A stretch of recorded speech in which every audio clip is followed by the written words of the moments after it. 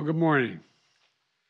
Today, my administration is announcing new actions to lower the cost of everyday living for American families, to put more money in the pockets of middle income and working class Americans, to hold big corporations accountable. And these steps will immediately start saving Americans collectively billions of dollars in unfair fees. And I'm here with the Director of the Consumer Financial Protection Bureau, Mr. Chopra, as well as the Chair of the Federal Trade Commission, Lina Khan.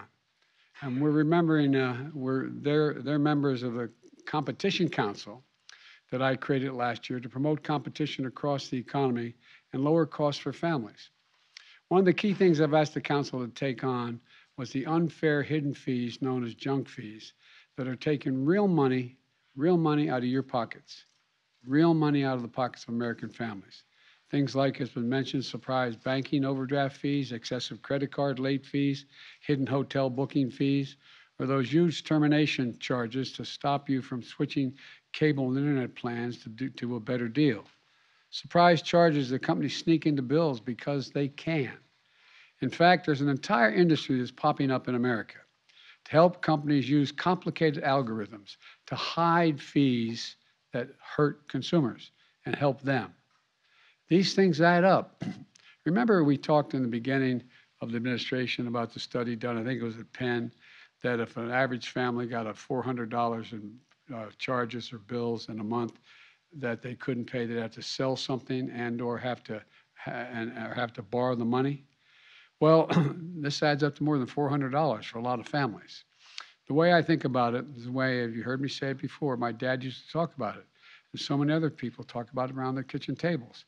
How much your monthly bills, how much do you have to pay for necessities?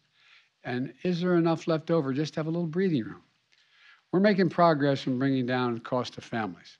And by the way, the price of gasoline continues to fall. It's down for the third week in a row. They're down $1.25 a gallon from the beginning of the summer, and gas prices in the decade before the pandemic were averaging $3.30 before the pandemic, before I got here. During the pandemic, no one was driving, so the gas prices went down. But even with historic recovery we're seeing in the economy of 10 million new jobs and unemployment of 3.5%, gas prices are continuing to go down. And because they're going down, we're making serious progress in getting prices close to what they were before the pandemic. The most common price right now in America is $3.39 a gallon. It's going to come down more.